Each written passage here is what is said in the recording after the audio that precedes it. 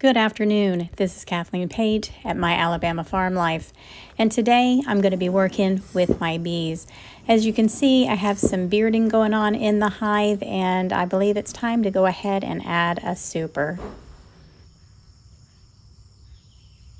I need everybody to understand and be perfectly clear that I am a novice beekeeper.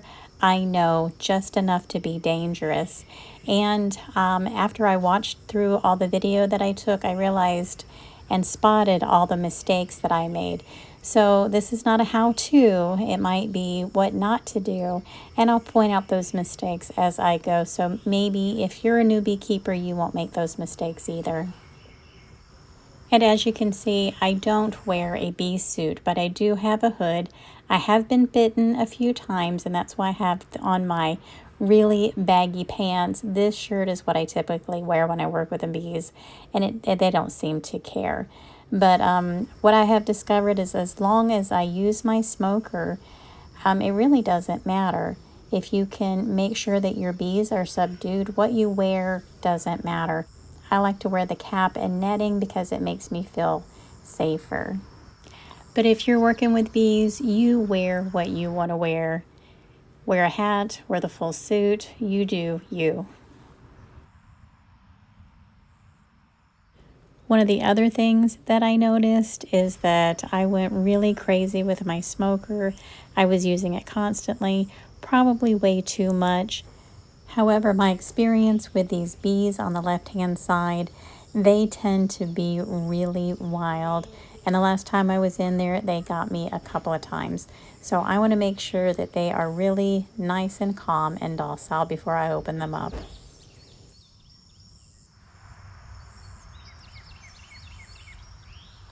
This is new behavior for my bees. I've never seen them bunch up at the top like that. This is about 7 o'clock in the morning, and usually they're all inside by this time, but it looks like they all spent the night outside. So like I said, this is new behavior. I've never seen this before.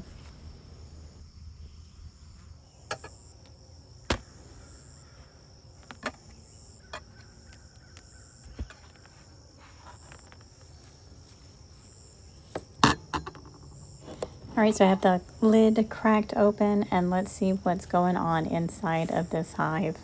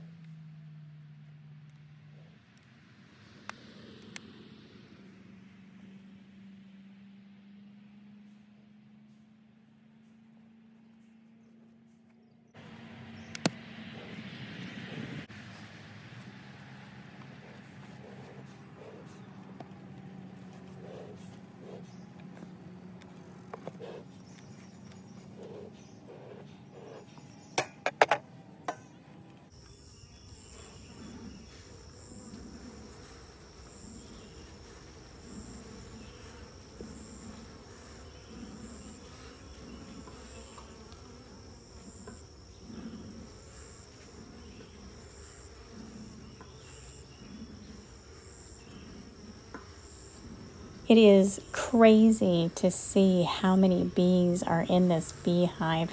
This thing is just loaded. So I am definitely going to need to put the super on here. They need to get busy and start making some honey really soon. I'm really excited. The prospect of getting honey this fall is just, It makes me so happy, and it makes all of this so worth it.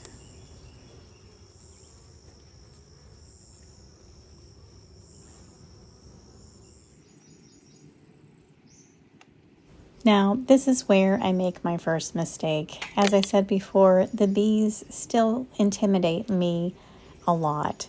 And I got in there and I saw all the bees. There's just so many of them that I started to check the frames. I intended to, but there was so much activity in there that I just decided that I wasn't. I changed my mind at the last minute and decided just to go ahead and put the queen excluder on, put the super on, and then just walk away from this hive. And that's what I did. But I really should have pulled out some frames to make sure everything was going okay in this hive. It looks like it is. They act like everything's fine, but I really should have stopped, made the time to check the hive frames, and I didn't. So next time I get in here, that's something that I need to do. I really need to check those frames and make sure everything's okay. And for anyone that doesn't know, the queen excluder is this frame that I'm going to put in between my third box and the rest of the hive. This has holes that are just big enough for honeybees to get in, but not the queen. I need the queen to stay in the bottom two boxes, and I want my honeybees to come into the third box, and I want them to make honey. That's all I want that third box to be, is just honey, and that's why you use the queen excluder.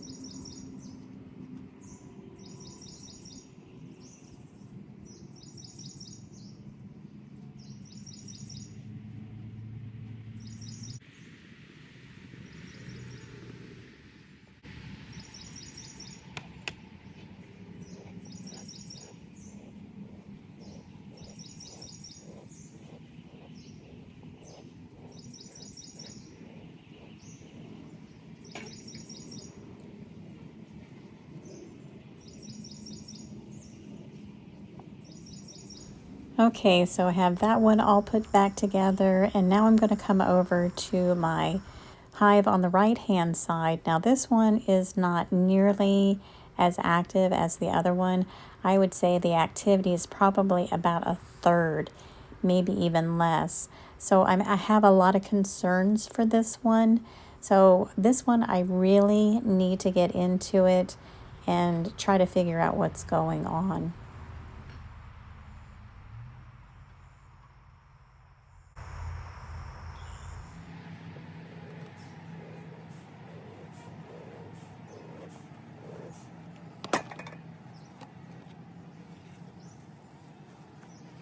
You can already see that the activity in this hive is nowhere near the other one.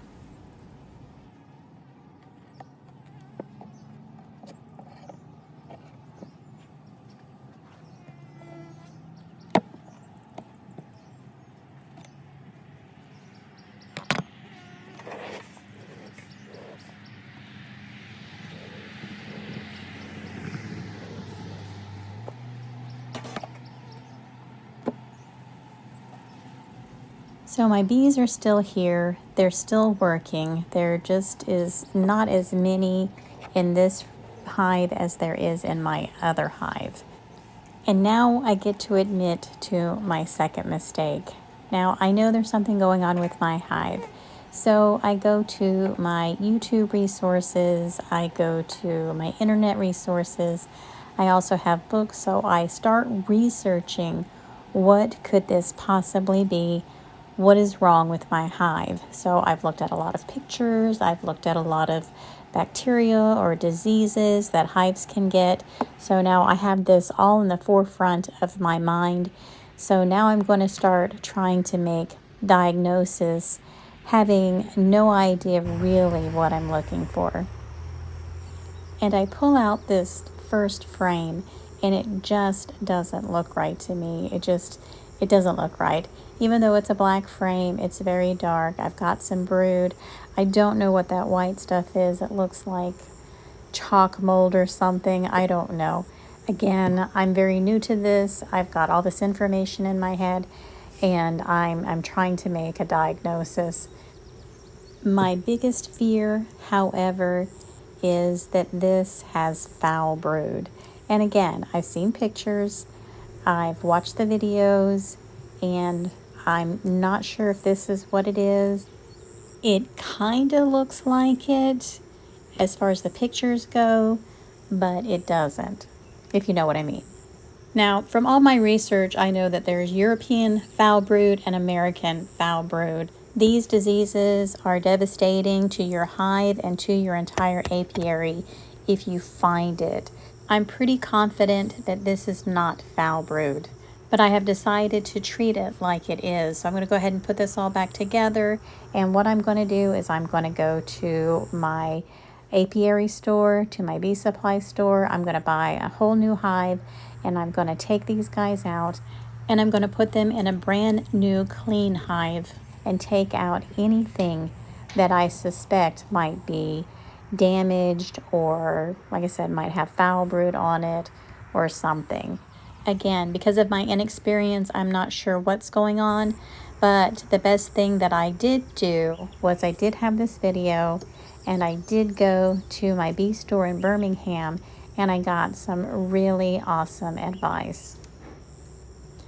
I went to Foxhound Bee Supply in Birmingham and I went down there and started talking to the guy. I don't know his name. I wish I had gotten it. I showed him the pictures of my video and he said, it just looks like my queen is laying spotty. That's all that means. Actually, it looked fine. He didn't see anything wrong with it. And I discussed, I said, I've read about the foul brood.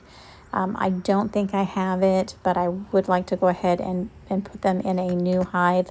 I was going to buy a brand new hive, and he talked me out of it. He said, don't do that. Go ahead and just start giving them some sugar water. He said, try that first. See if that works. Maybe that these bees, because I have such an active hive next to them, that these bees were struggling to find pollen because my other bees was such a strong hive. He said, give them some sugar water and see how that does. And then if they don't improve within a week or so, I can steal some brood from my strong hive and put some cap brood into this hive and see if that could improve my numbers of bees in it. He said, try these things first. So I've had sugar water in the bees for the last 5 days, and I'm already seeing improvement. I have a lot more bee activity at the mouth of the hive, and this morning when I went out to check them, I had not seen any bees bringing in pollen. This morning I saw bees with bunches of pollen in their little pockets. So I don't know if I even did anything or if it was the sugar, but I can now see definite improvement in my hive. So I don't know, maybe the problem took care of itself and maybe just a little bit of sugar water was really all it needed to give it the push it needed to get started again. So I think I'm going to end up with another great hive. But I'm really happy that I did go to my bee store and I got some really good information. And I'm so happy and thankful that I do have that resource. And again, that's going to be Foxhound Bee Supply in Birmingham, Alabama. I really do appreciate them right now. I really do. So I know that I am not the best beekeeper. I'm a very inexperienced beekeeper. and I really am learning as I go. But yeah, apparently that's how I learn. I am a hands-on learner, and so far this year, I think we're doing really well with our bees. Now that this other one, my slower one, has picked up and is doing better, I feel like I have a lot more confidence.